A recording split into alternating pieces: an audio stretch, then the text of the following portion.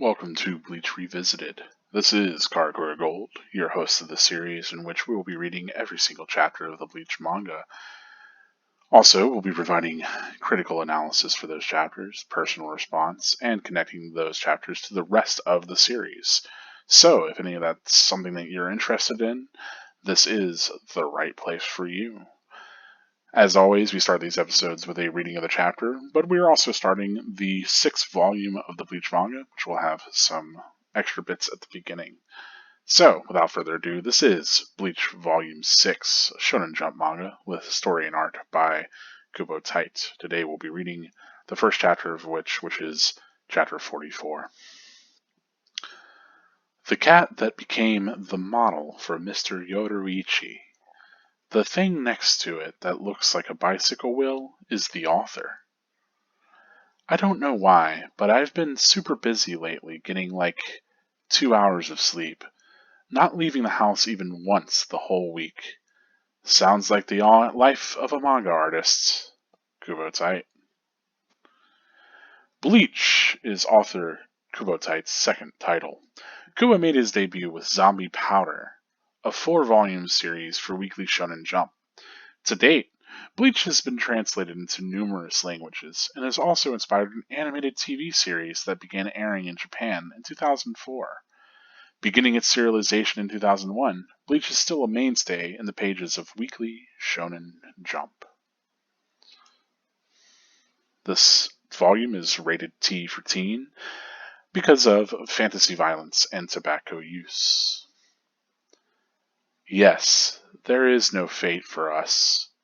Only those who are swallowed by ignorance and fear miss a step, fall into the rapid river called fate. This is the Bleach All Stars and Stories. We have Orihime Inoue, Rukia Kuchiki, Ichigo Kurosaki, Uryu Ishida, Kisuke Urahara, and Chad Yasutora. The plot so far is thus. 15-year-old Ichigo Strawberry Kurosaki can see ghosts. Otherwise, he was a typical high school student until the day a hollow, a malevolent lost soul, came to eat him, and the Soul Reaper, Rukia Kuchiki, stepped into his life. To defeat the Hollow and save his family, Ichigo let Rukia transfer some of her Soul Reaper powers to him. But Rukia was left powerless. She recruited Ichigo for her war against the murderous soul-gobbling Hollows. Now Ichigo finds himself in a deadly contest with Uryu Ishida, a Quincy who hates Soul Reapers. Whoever defeats the most Hollows wins! But in no time, the neighborhood of Karakura is swarming with ravenous Hollows. That should pretty much catch you up, right? This is Bleach Volume 6, the Death Trilogy Overture. And this is Chapter 44, Awakening to the Threat. Okay, this way, right, Karen? No, this way. Got it, over here then. What's wrong with you? I told you it was this way, goat face. Yow! Hey, there's nobody here. You lied, Karen. I didn't lie. He was right here, and he was hurt. I get it, precious. Daddy's been all work lately and hasn't been giving you kids enough attention. You wanted a little FaceTime with Daddy, didn't you? But you didn't have to make up a wild story. Come, Karen, do as your heart yearns. Jump into your father's bosom. Crap, where'd that old man go? I don't think this is good for Daddy's back. Is this some new expression of filial love? I told him to wait here. Injured people shouldn't walk. Oh, Karen, if you're not careful, you'll hurt Daddy. No, Ichigo, you're wrong. That's not Pooh, it's Piton. They look similar, but they're different. You can't capture the Scudetto with Piton. It's impossible. Impossible. I said it's impossible! Oh, good morning, Chad. Kana checked because he heard her moaning. Good morning. You have a surprisingly hard head, Orihime. I heard you moaning. What were you dreaming about? I can't tell you. It's a secret. What? Is it that embarrassing? Where are we anyway? This isn't school, is it? Where are we? Geez, she just noticed. So, you're finally awake. Who's that? I don't know. But I think maybe he saved our lives. Come on, Orihime awake now. Let's hear the rest of the story. Why do we suddenly have these strange powers, and what do they have to do with Ichigo? What? Ichigo? Bleach, Chapter 44, Awakening to the Threat.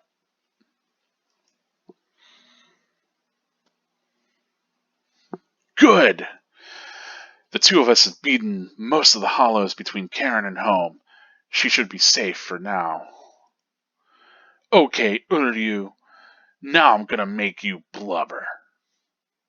Can you find me with your feeble powers? Can you? Can you? Can you? Ha ha ha ha ha! Telepathic projection. Oh, I'll find you all right, jerk. Don't underestimate my instincts, Uryu. Hurry up and get Rukia's gadget going.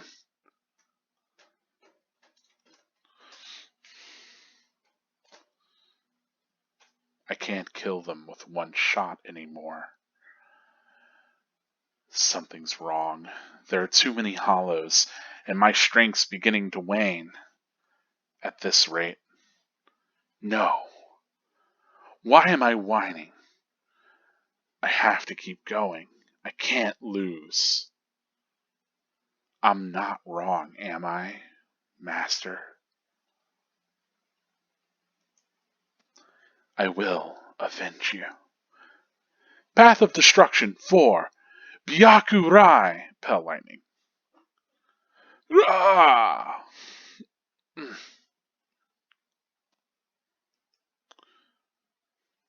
Jeez. I can't shoot enough Keto. It's too weak. This hollow is a pig. A pig that's deflecting my shots. Oink. I've been in this Gigai for 2 months. Is this really all the strength I've gained back? A Gigai, temporary bodies that the weakened Soul Reapers occupy in emergencies. Oink. Oh. Ichigo. I missed you so much, Rukia! Calm. Oh, it's gotta be calm. Wait, if you're in Ichigo's body, then Ichigo become a Soul Reaper. Ah, it's been so long since I felt your kick. It's extra special. Oh, by the way, I think Ichigo wanted me to ask you something. What? What was it? I think he said to get something from you? Maybe if you let go of my wrist, I can remember what it was. Oh, really? I'll show you how to remember without letting go. Oh, it's gonna break! It's gonna break! This is Ichigo's body, you know. You'll break it. I look like the Nike logo. Rukia, look out! Behind you! Good. Looks like it's safe here, too. What? You scoundrel! You caused this mess. You started this contest just to kill everybody in town, didn't you? Oh, so this was your doing? I suppose I should say, nice to meet you. This is the first time we've spoken, one-on-one, Rukia Kuchiki. You, in Kurisaki's body. Yes, I started this contest, but I don't intend to let anyone get killed. If Kurosaki runs out of strength, I will protect the citizens with my life. While the Soul Reaper watches, I will protect everyone from the Hollows. If I can't do that, then this contest was for nothing. What were you trying to prove? Hmm.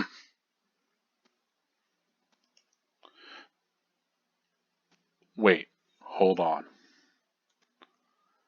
What? You don't believe me? Is the story that incredible? Yeah, of course it is. Soul Reapers? Hollows? Do you expect us to believe that stuff without proof? You deny it, but you've seen proof. The monster with the hole in its chest that attacked you was a hollow. Before you reject my story, think of the fear and pain you experienced earlier, and deny that first. Ichigo Kurosaki, as a Soul Reaper, he has extraordinary spiritual energy. But his ability to control that energy is very limited. As a result, it flows out of him at will. In fact, that energy is so concentrated that it can affect various other spirits. The same can be said of you two. Think back. On many occasions in the past, you two have come into contact with Ichigo Kurosaki when he was a Soul Reaper. I finally found you, Uryu. Kurosaki. Yes, your sudden supernatural abilities lay sleeping deep within your souls. Coming in contact with Ichigo Kurosaki activated your latent, inborn powers. Meanwhile, Karen and her father have managed to forget their original objective. Ishin. Cross. Circle. Karen. TKO. Round 8. So Ishin the loser, Karen the winner. Anyway, that is it for Chapter 44 and the beginning of Volume 6. As always, we will follow this reading with analysis and response. But there is a little bit to talk about. Obviously, this volume features Urahara on the cover, which is pretty neat.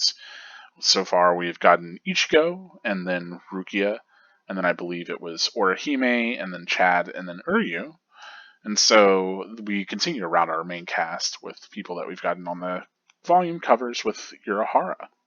So, pretty significant character, obviously. This does mention a Mr. Yoriichi. It's another, cat character that will show up later. But also, it mentions only getting about 2 hours of sleep at night, not even leaving the house once in the whole week, which is, whenever it says sounds like the life of a manga artist, that's pretty true. Because, you have to consider, and this is if you're just creating one weekly series, doing 18 pages of art a week is pretty significant. You might not think that, you're like, oh yeah, 18 pages, but this is more than full-time work for some people. And because it is so sedentary, I mean, you're just sitting there drawing constantly. You can really end up developing a lot of health issues because you're not up and active. And then, you're spending so much mental energy on this that it's easy to grow very exhausted and not want to do anything afterwards. And plus, a lot of people that get into doing manga don't have exactly healthy lifestyles in the first place. So the idea of doing manga as a career and it being pretty unhealthy is something that gets visited a lot. But, there's more to talk about that there. I think in a few ways that ends up being something that I think affects Bleach's quality, especially in the later years, because maybe it doesn't affect somebody who's just out of high school and has a lot of energy, but if you consider that Bleach is written over the course of like 10 years, right? You have to start to think about how that would wear someone down, and I think a lot of the quality issues that Bleach suffered can be chalked up to declining health. It never gets as bad as any series like Hunter x Hunter, where that's had to go on hiatus so much that people call it hiatus. But there are certainly series in which you could see how the art at times will start to suffer, or how the narrative will kind of decline, or how some things might feel rushed, etc., because of the author's health, and it's unfortunate. So it's a bit upsetting to see seeds of that already so early. I mean, getting 2 hours of sleep isn't great. Anyway, let's get into talking about the chapter itself. So we have this. Again, I usually refer to these as character poems, but the idea that there's not really fate. It's just that people that are ignorant and afraid end up falling into the river called fate. So the idea that some people are kind of not prone towards having to experience like being fated to one thing or another, but that fate is this sort of river that people who are ignorant and fearful fall into, and then that's what sweeps them along what feels like a predestined path. It's kind of interesting. It also, if we're taking this from Urahara's perspective, I think it certainly gives the idea of Urahara as being this character that is capable of controlling things around him and isn't he's very aware and very, very, outside of the typical structure that a lot of people fall into, right? So he doesn't have that same sort of fear or ignorance. He's not, subject to going down the river of fates. So that's kind of considered, a little bit of a wink towards where he stands as a character as well. Anyway, basic introduction deal. The Death Trilogy Overture is kind of a neat title, but we hop into our actual factual chapter here, returning to one of the threads that we had left behind. That we knew that Karen was going to go get Ishin to bring him over to check on Chad, but Chad's already been scooped up by Urahara, and so this kind of addressed that because we saw at the end of the last volume Urahara had Chad. Tessai did over his shoulder, but Urahara and Chad were already kind of together, and Chad looked like he was he was still unconscious, so he was being taken over to Urahara's facility. Probably, makes sense because how is a human doctor going to treat spiritual wounds? They're physical, but also, it makes a lot more sense that someone like Urahara, who is knowledgeable of the spiritual world, would be better able to treat somebody, right? So, kind of interesting. That said, this does end up becoming a kind of comedic violent scene. Kind of cute how this aligns with the later comedic violence scene in the chapter, where here we get like this, obviously this grows out of a misunderstanding, but where Ishin assumes that Karen wants to just be like affectionate and spend time with him, and she doesn't, so she throws him into this wrestling move. Whereas with Koan, whenever he approaches Rukia, he wants to be affectionate and doting on her, and so he jumps at her, then she locks him down as well. So it's both a denial of like this kind of masculine desire for this embrace, which is, I mean, probably pretty significantly different between Koan and between Ishin, and like his kind of familial lightheartedness, and Koan's actual affection for Rukia. But I don't know, like this sort of comedy never lands for me as much. I laugh more at stupid like jokes like you making me look like the Nike check. Uh, just I don't know why that line got me so well, but um, different bits. But regardless, it's kind of interesting that we get reminded of the whole situation with Chad and to a even further extent Orihime, right? Because we know that from the previous volume, like literally, if you're reading these back to back, like 2 pages ago, um, Kisuke had picked up Chad and he was going to pick up Orihime, right?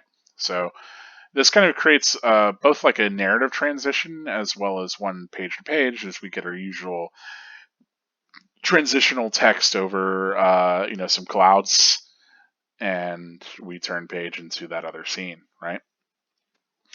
Can't tell you what Orihime's dreaming about. Pooh and Piton, I don't know if I can really pin this. It makes me think of, there's 2 characters in the series Cromartie High School that are both mascot kind of characters. They're like dressed like bunnies and they look similar, but they're different. And that might be a reference to an actual other thing.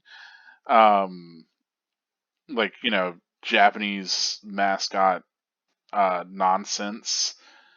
But I have no idea what otherwise she could be.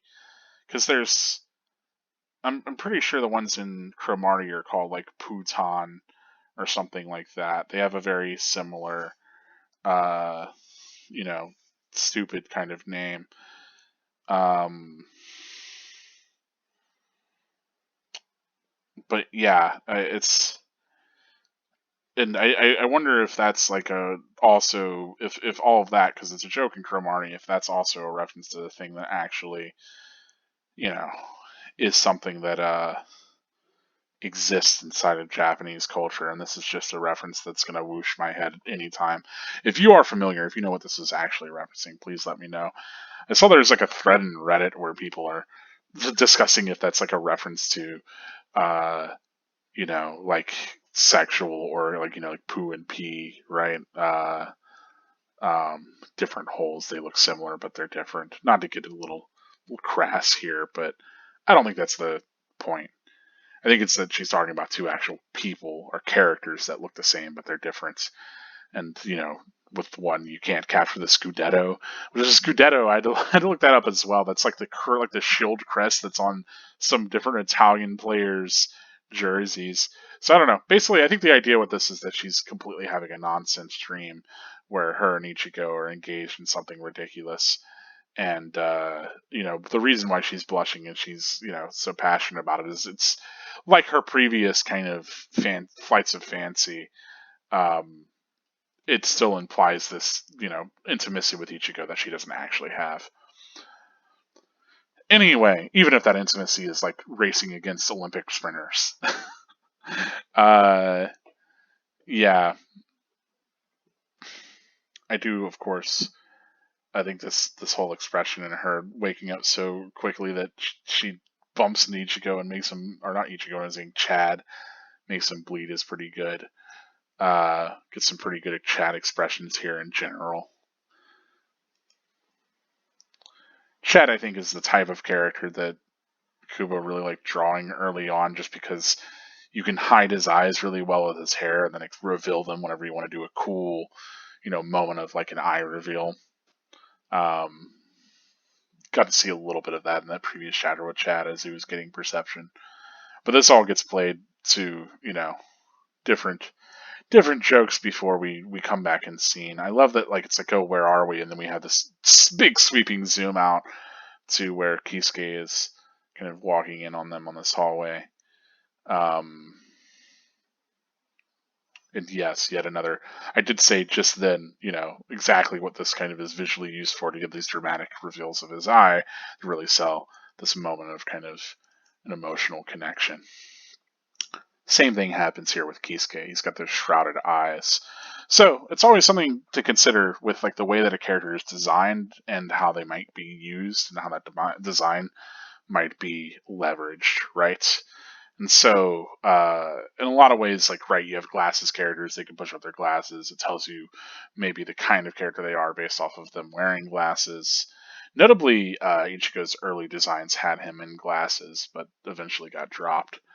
Um, but, here we have Urahara with his hat that helps, like, enshroud him, kind of, and he's also always wearing this robe that also helps to kind of cover him up. Um, so you can definitely think of like times where you can be shown in a more silly light, but also can be more serious. Anyway, yeah, I love that we get reminded of Ichigo, which, as we gotten in the previous volume, we kind of ended on this note of having this connection to Ichigo, right? That Orihime's powers were awakened thanks to Ichigo, and of course, it all comes back to Ichigo. I love this. This is a great chapter cover. I just love the puffed out lip of Ichigo there as he's got this sword kind of slung over his shoulder. It's pretty cool. Also love this crazy watch glove that he has on. I don't even know what's going on with it. It's neat. This hollow has a cool design. Is here for all of two pages. Two pages, not even 2 pages, two panels. What is even going on with this guy? Gets immediately slashed and done with. Um, Clearly we could see that Ichigo's gotten to the point where regular hollows he can handle no problem. also, to an extent, it seems like he can at least sense some things, because he said that the two of them have beaten most of the hollows between Karn and home.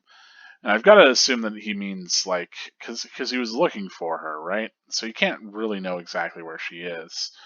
But I assume he means between her school and home. It's unclear. But at the very least, he must have some sense of where people are, because he does eventually come back and find Uryu. So it's not like he's completely wandering around this whole city blind. Yeah, don't underestimate my instincts, right? Here's kind of neat as we get the difference in those hollows being attacked. We get a little bit of a wider. So this chapter does hop between scenes a whole lot, and I think the way that gets expressed is kind of interesting, in that we get a bit of a wider, just a wider blank moment in the paneling in the page. I'll zoom out here to give you the sense of the whole page. I don't know that that works as well as other transitions. I mean, this helps that Ichigo's like running to where Uryu's at, and then we get this hollow being attacked by what we can only assume is Uryu's power. So it's in some situations it works. I think the next transition doesn't work as well, but yeah. So here clearly it's taken 3 different arrows to defeat this hollow, but he can't beat them in one shot anymore. His power is starting to wane. Um, so not just that, but there are way too many hollows, right? So kind of interesting to consider, because I don't think we've ever gotten really indicator that Ichigo's strength ever starts to fall off. So maybe that's an important thing to note, is that sure, Ichigo can access this, or not Ichigo, but Uryu, right? Ishida can access the spiritual bow, shoot hollows from afar, but he can't do it infinitely. And in fact, it seems to start to have an effect on him as we get this very, like, just thinking of your fingers bleeding like that, oof, makes me shiver. But I think it's very effective in selling this as being detrimental for Uryu as well. He has this flashback where we get to see a bit of a Soul Reaper, so we get a little bit more of that hint of because he's wondering like why he's doing this, right? And it's definitely because he has this grudge against Soul Reapers. So we get to see a little bit of maybe a Soul Reaper in his memory, helping to kind of paint his hatred for them. And then we also get reference of another character that we haven't, which is his master, right? So clearly he's got this older master that's maybe taught him things that he has this memory of, and that he has to do this and he's not wrong, maybe because of some of what his master's imparted upon him. And then of course he will avenge him. So this is somebody who has been killed, and so we talked about that before, where there was this whole moment of, oh, well, there were these Quincy's around a while ago, but then they, because there was a disagreement over how to handle hollows, the Quincy's kind of had it all coming for them, and they all got wiped out. And the implication was sort of that the Soul Reapers did it. Here we get maybe more confirmation that the feud or the difference of like Soul Reapers between Quincy is really costing Quincy lives, as Ishida's master is somebody to be avenged. And obviously his master wasn't killed as a part of like this wiping out of Quincy over 200 years ago, but seems like it was something more recent, because Ishida, of course, as we know, is probably only like 15 years old too, right? So got to be within the last couple of years for that to be somebody that was significant to Ishida and then was killed recently. But now this is the other thing that I don't know that this transition works as well, from Ishida being like, I'll avenge you, to this path of destruction for Byakurai, bit with Rukia fighting this hollow on the same page. I think the text helps us transfer if we remember, the various chants. I don't think we've seen Byakurai before, but here she shoots it and it barely seems to do anything to this hollow. This one's also got an insane kind of design. He's, again, another one that's only on page a little bit.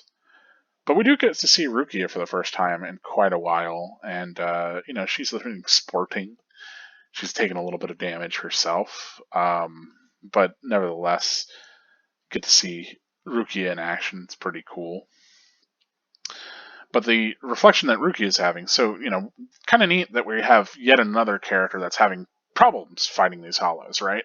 We're really getting a lot of these characters being worn down, where, sure, Orihime and Chad both defeated a hollow, but then they immediately passed out afterwards and were injured, right? And so they had to have their injuries treated by Urahara. And then we've got, Ichigo seems fine, but, we see Uryu and he's bleeding and he's saying that his power's waned and he can only take out a hollow after 3 shots. There's way more hollows than he expected. And then we come to Rukia and she also is weak. So we have this through line of characters kind of weakening. And with Ichigo being the exception, of course, this creates this sense that, of course, that he's going to do something significant, right? He's the only one that might be able to fend off these threats. So I think that's a kind of neat way to create this sort of sense of needing a character. I think back to like Dragon Ball, right, where the whole idea was that the Saiyans were coming, and then they were hoping that Goku would show up and they'd be able to get help from him, since they had wished him back or whatnot, right? And so the idea is like, oh, you just wait until Goku arrives, and then he'll wreck your shit. You just wait and see. And yeah, that does come to pass, but so much of that is like they already know Goku's strong, and so then it feels like everything else is kind of a formality, and those struggles don't feel as significant. It's like, oh, we just gotta hold out until the actual protagonist shows up. It's Goku's show. Whereas very much here, it is the Ichigo show, but we do get some moments for these characters to shine, and them being put into these pressured moments feels more natural than like, oh, I just have to hold out until Ichigo gets here, right? It's like instead, like, why am I so weak? Like I've been, it's been 2 months. Like why have I not gained back any strength? Which is something troubling, right? Her powers are supposed to be coming back to her. This whole thing about the hollow being a pig, I'm really curious if it really actually literally is a pig that became a hollow, or if it's just a human that became a pig. I gotta assume it's a pig that became a hollow, but that's, kind of unprecedented. The idea is that these are human souls that become hollows, so maybe it's just a pig themed hollow. Hollows can be less, conscious than not, or animal like. Whenever I say this thing's design is wild, I don't just mean that it's got like a pig head and these weird flipper arms, but its legs are seemingly like 4 different actual human limbs coming out of the bottom of it. It's an absolutely bizarre design. Yeah, I kind of love it, but I also kind of hate it, and I'm glad that it's, Kubo messing with designs and playing with like what he can get away with for just kind of these background characters.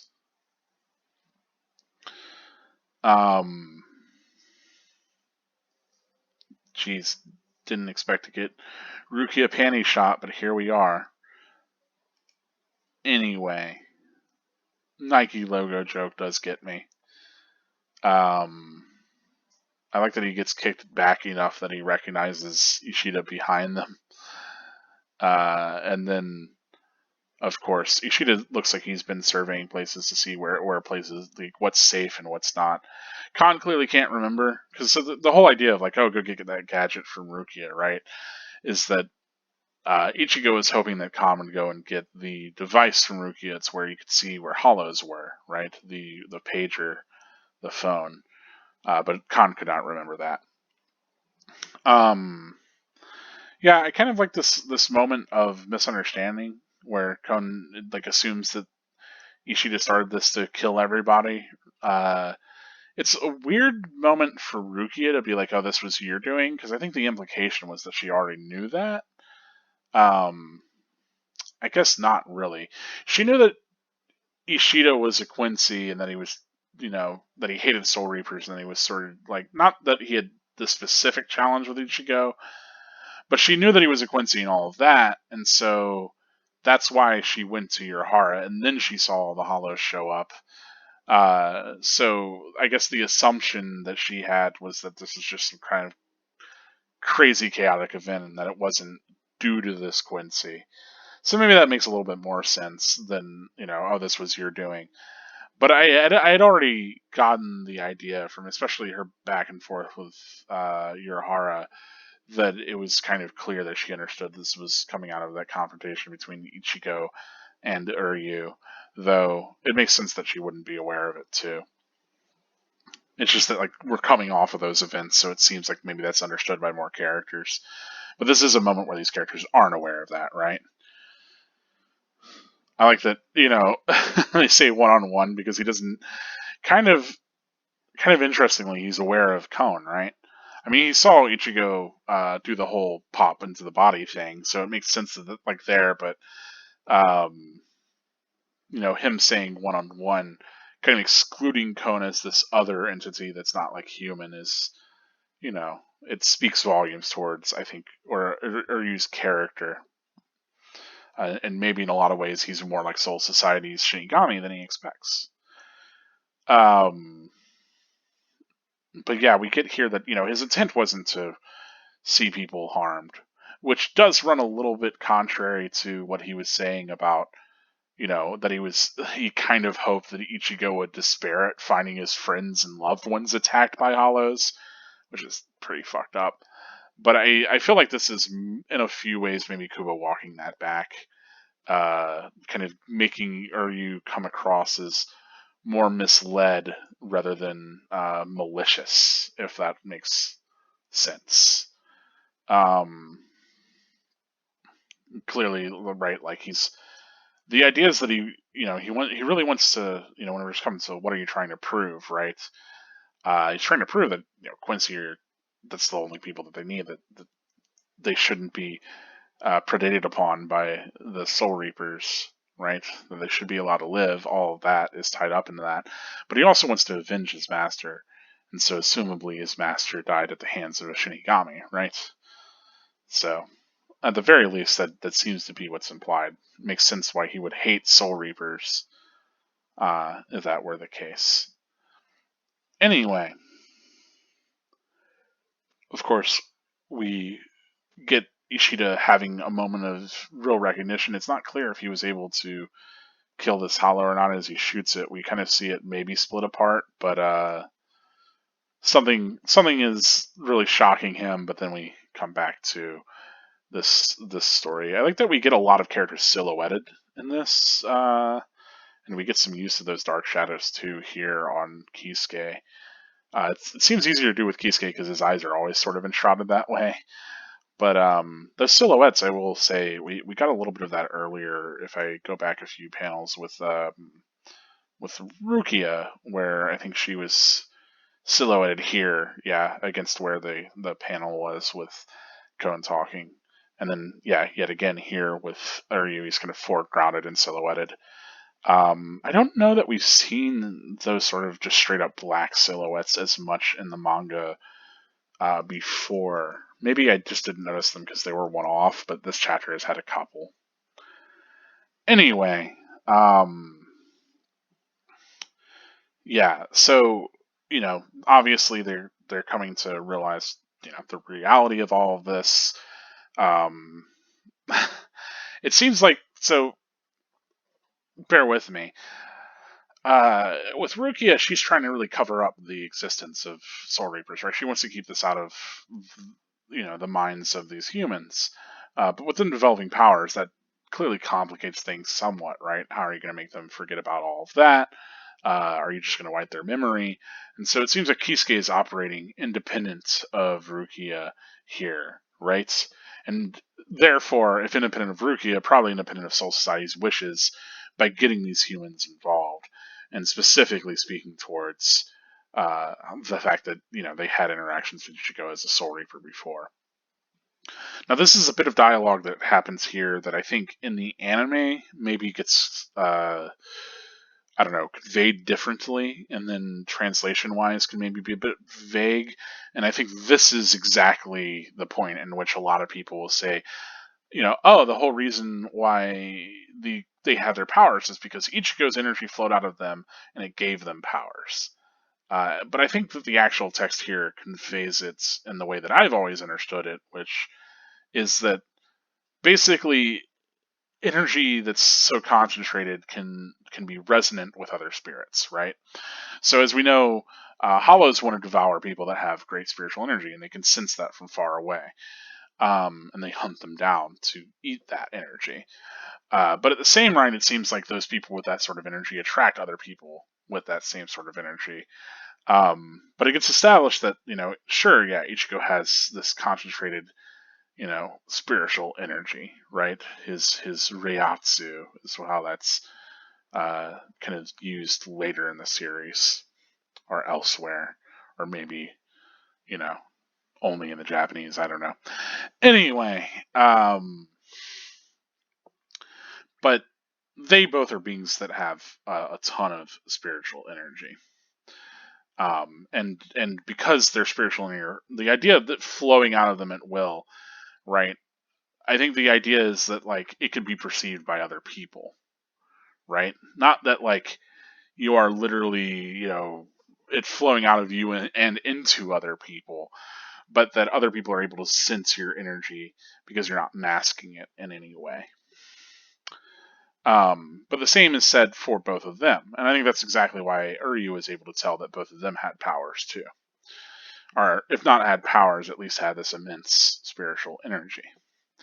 So that's kind of significant. The idea that like, because I think there's people that read this and interpret it as that energy flowed out of Ichigo and into them and gave them their powers. But it's important to note, no, these powers were always latent within them. It's just that an energy can resonate with each other, and that because they came into contact with Ichigo whenever he was a Soul Reaper, that's helped them to kind of awaken to these powers that they've always had. Anyway, of course, I love this panel, the Ichigo showing up, being aligned kind of left and cut off. Same thing with Uryu being aligned right and cut off as they say each other's names in this moment where they finally come back together. Though, it's like, what, are they going to fight each other? The idea is that they're fighting all these hollows. So they started off next to each other, split up, and now they're back together again. But yes, the idea of these powers lay sleeping deep within their souls, and then coming into contact with Ichigo activated their powers, right? That's the idea that, at the very least, Uryu, or not Uryu, like Kisuke is trying to convey to them. Yeah, so, it's still significant. I don't know that so much that it's their powers are literally activated by Ichigo, and again, that's the way that the reason why I read this differently than a lot of people do, because I feel like their powers are maybe able to grow more because of they've had these interactions that involved Ichigo. Not necessarily that these power, like that Ichigo's spiritual energy flowed off into him and then into them. I think it's because you like because like basically because of everything with Shrieker, Chad was able to become a little bit more spiritually aware. Because of everything with um it's Acid Wire, right? Or Hime was able to become a little bit more spiritually aware. And then because Ichigo is involved in both of those, he's kind of the one that is helped them to activate these powers, right? At least that's how I read it. I think you could maybe read it the other way, but that kind of, like I said it before, it loses a little bit of the agency of those characters actually activating their powers. And if you look at both of their scenes where they actually do activate their powers, Ichigo is nowhere present, and they both awaken their powers by calling out to them, like by having this need for these powers in that moment, and then awakening to them, right? And they aren't thinking so much of their connection from Ichigo at that point either. Tatsuki specifically is thinking, or not Tatsuki, or Hime is thinking about her connection to Tatsuki, and Chad's thinking about his connection to his abuelo, and both of them are protecting people that aren't each related. Like, I guess, Karen's related to Ichigo, but they're both not Ichigo themselves. So I don't think Ichigo's involved at all with like the actual moment of activation. I think it's just that the idea is that Ichigo's kind of at the center of all of this in a certain way. Um, I think they could have definitely awakened these powers had things ended up differently, and they've had these sort of life or death situations with hollows in the past. It's just that Ichigo being at all the heart of it has helped to kind of move that along. But like I said, between the anime and between not really reading it as clearly as it is stated here in the manga, it can be easy to read it and interpret it that other way. So if you have that other interpretation, feel free to let me know. If you have one that doesn't fall into either way that we've interpreted it, let me know as well. But that's it for kind of this chapter. Again, I think, pretty good depiction. We get really strong art, especially here, of all three of these characters, but we're really kind of coming into understanding our main cast, right? Where we have, of course, everybody that we've seen on the volume cover. So it's, Ichigo, Rukia, but then also Orihime, Chad, Uryu, and Kisuke, right? That all these major characters are starting to really come into their own, and we're starting to understand them a bit more. Obviously, we haven't seen much in the way of Kisuke's powers, but clearly he can heal people, right? As he's helped nurse, both Chad and Orihime back. Kind of what would have been interesting to see if Orihime used her powers to reject the events with Chad and help to heal him in that way. But no, instead we get confirmation that they were both just taken care of by, assumably by Kisuke himself. But yeah, I think the other big thing in this chapter is this is really building up Uryu as being a lot more of a maybe relatable, or at least not as much of a total antagonist rival as we expected him to be. That he has a little bit more justification for what he's doing, and, isn't as malicious as we maybe first thought. Though, I don't know, jury's still out on that, right? Anyway, I guess I'll go back to the volume cover to give a little bit more of my response. As always, I like these chapters. I mean, I think this is some great stuff. Early Bleach is exciting stuff in general.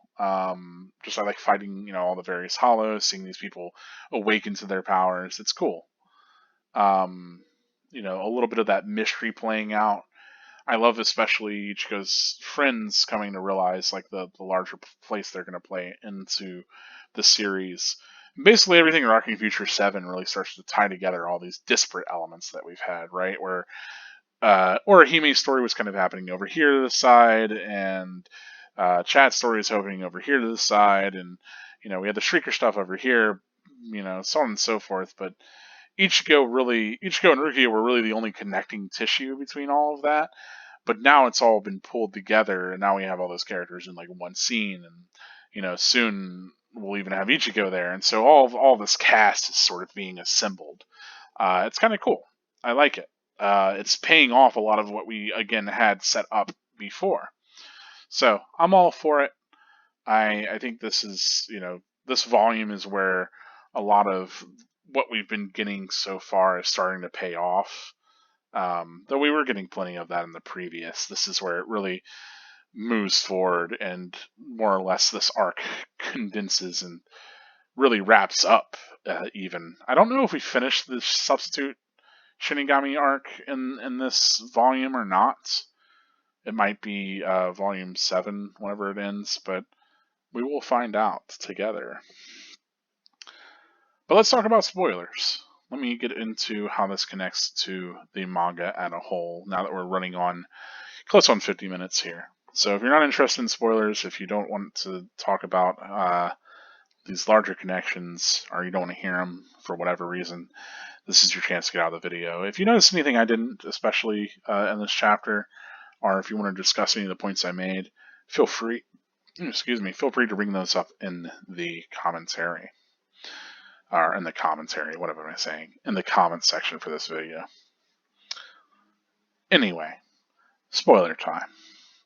So, Interesting that it's, Mr. Yoriichi-san, I assume. Mr. Yoriichi.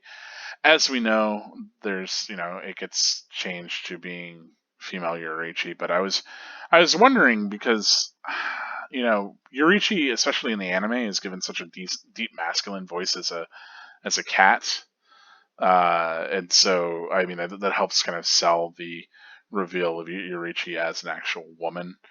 Um, but I was wondering, at that point, when I was thinking back on it, recently, I was like, well, was there really anything that really expressed that Yoriichi was a woman as a cat or a man as a cat, in the manga, right? Because in the manga, you can't hear the character speak, so you can't tell the gender. And I think the idea was that you were supposed to assume that it's a man, so that the reveal, flips to being a woman. And so I think maybe, you will see Yoriichi is referred to as Yoriichi-san or Mr. Yoriichi or whatever, or use masculine pronouns as the cat. Um, it is kind of a funny reveal, but otherwise unexpected, especially in the anime. But that's because they do so much work there with the voice for the character. Anyway, sad to hear Kubo struggling as of volume 6 of his manga, which, oof, yeah, getting 2 hours of sleep ain't terrible if you're only doing a little bit. You do that for a couple of years of your life, and that's how you kill yourself. That's straight up just unhealthy to the point of death. You will develop some real health problems. You're not made for that. Um, of course, talking about being outside of you know, the river of fate. That is interesting that rivers got brought up too with crossing the Rubicon, right? This point of no return. Um, but again, the thing about Kisuke is this entity that's outside of fate and being really kind of manipulative makes sense, and this follows for that. That he's observing fate and how it affects others too. Anyway, let's see. If I look at yeah, I don't know. Let's see. Quincy Hunter hates you. Minos Grande. I think this just ends shortly after the Minos Grande, so I think we'll have to go to Volume 7 to get, uh, whenever. I think at the very end of this, I think is whenever we finally get maybe mention of um, Renji and Byakuya, but we don't actually have that showdown until the next volume. Anyway, exciting stuff. Just kind of thinking mentally how that's playing out. Um, Kind of interesting that all this is happening, and Ishin, of course, is stuck being just kind of naive human dad guy. I was talking about, taking care of somebody with hollow inflicted wounds, right? Surely Ishin would recognize like damage done by a hollow, and it's interesting here that this is Chad hurt by a hollow yet again, and Ishin would have been patching him up. Um, would have absolutely at this point in his Ishin, I'd be like, hey, look, are you just a Soul Reaper or something? Like, what's going on, Chad? Uh, but we don't get to have that moment. Um, yeah, hopping ahead, talking about a little bit of what's going on. I guess we don't get the rest of that story until later. I'm trying to think of some of the other big connections here. Honestly, I like the internalization of Uryu. Um, I think that we do get like this establishing bit of like that it's taking more shots, and this idea of like Quincy powers kind of waning pretty quickly as they're used. Maybe that can be chalked up to Ishida being kind of a noob Quincy here. That it takes a while for him to get worn down if he was more experienced, but because he isn't, that's the case. I do like the idea of and maybe this is something that comes up certainly later. The idea of Hollow Rietsu being poisonous for Quincy, right? And that makes sense. Quincy used bows, so they take on these hollows from far away so that they risk being affected by them less. Yeah. I don't know. We get the shot of a Shinigami. I don't know who that's meant to be, right? Um, it looks like a woman a little bit by the slope of their body, but that could just be kind of the shoulder dipping over there. I think it's pretty much meant to be ambiguous and androgynous, and yeah, couldn't tell you exactly who the person is that Ishida's thinking of. I think it's just supposed to be the idea that Shinigami were involved in his past in some way. And, we get to see his master, of course. I wonder, was it Soken? I'm trying to remember the guy's name. Ryu something. Anyway, yeah, you have to wonder what he would have done during the Quincy invasion if were he still alive. Would he be hanging out with Yawak, pulling out his powers? Anyway, this does get mentioned. I guess when we think about like that avenging, I guess this really pays off with the fight with Mayuri, right? And that Mayuri was pretty much responsible for the elimination of Quincy within Uryu's lifetime. I'm thinking about, the whole Quincy were annihilated 200 years ago when that lines up in relation to the events we saw. Because I don't know if Turn Back the Pendulum really speaks towards that whatsoever either. It's weird, of course, that like these various different Quincy purges and everything don't get, of course, brought up during the Thousand Year Blood War, but those are Quincy that have been in the shadows for over 1,000 years, right? So I don't know. That often will get brought up. It's like, why doesn't Mayuri see punishment from all these other these Quincy if Mayuri is really the one that's been messing with Quincy? It's like, well, yeah, because Mayuri is like a child to them. They're all like way older characters than he is, which is weird to think about. But they've all been around from over 1,000 years ago, whereas Mayuri is his hatred and horrible experimentation on Quincy is only recent. Maybe within the last 200 years, right, or the last 100 years, right? Because he doesn't really. Mayuri is in prison before Kisuke really gets him involved in the the fourth division, whatever the science division is, 12th. It's not coming to me. Anyway, so it's something that definitely that's curious. Like, why didn't Mayuri get more of a comeuppance from these Quincy and all of that? And then of course, that I think is because I feel like this whole avenging scenario and this whole Quincy and especially Mayuri being the one that was involved in so much of these more recent scourges, I think that's really kind of put to rest with the initial battle between Uryu and Mayuri. But yeah, I do wish that was brought up a little bit more later on, especially because it seems like something that's so significant this early on, right?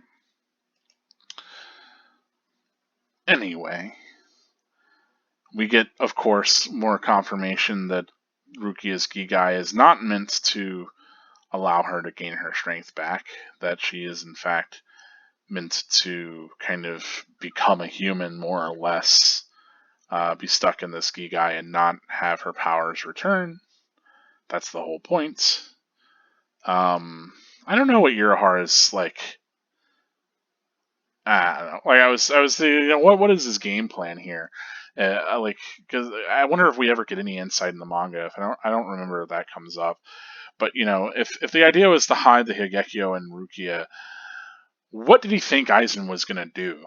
Or what did he think even the Soul Society response was going to be for Rukia essentially never showing back up in Soul Society, despite being the younger sister of Captain Byakuya and a member of the royal family of the Kuchiki, adopted as she is. Wouldn't it make more sense to fake her death or something? I don't know. It's bizarre, and so I have to really wonder if Kisuke's plan all along was to have things escalate in this way, because it doesn't make a lot of sense otherwise, right?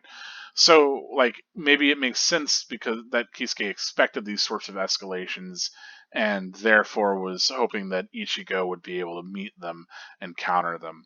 Because I was thinking the other, chapter, right? If it was just a matter of going and saving Rukia, then it's like, well, Yorichi could just run in there and do it immediately. So clearly, there's something more involved there. I don't know. It's something worth considering. If you have insight into what Hirohara's plans are and what exactly his intent was with having Rukia essentially have this weakened Gigai, please let me know. Anyway, yeah, I mean, like, I'm having trouble remembering if that ever gets spelled on the plot, or if those were just like assumptions that I came to after initial read and watch of the series. But as always, if you do leave a comment that has spoilers, make sure that you tag it as such in the comments.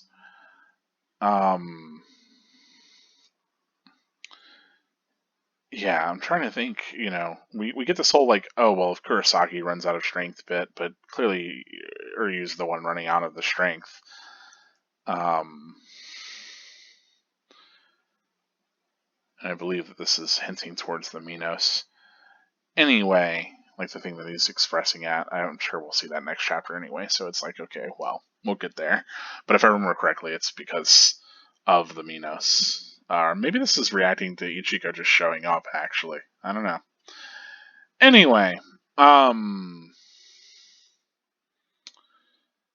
yeah, so the other big bit is, talking about this whole idea of, he has this extraordinary spiritual energy.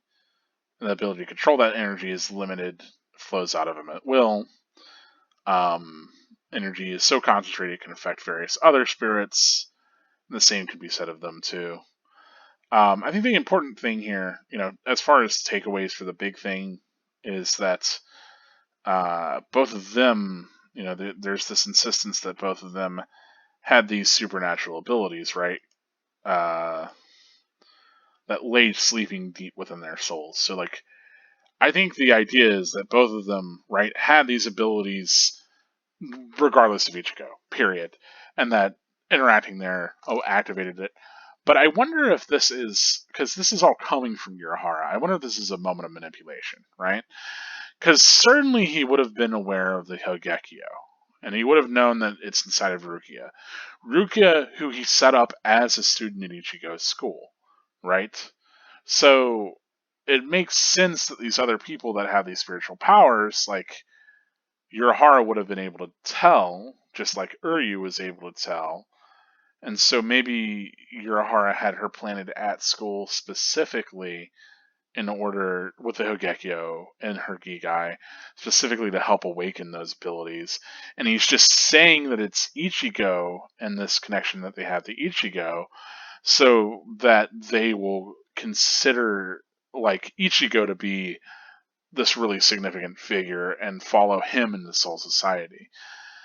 The weird thing is, I don't know that, because he could have just said Rukia, and that would have worked just as fine, I think, for me.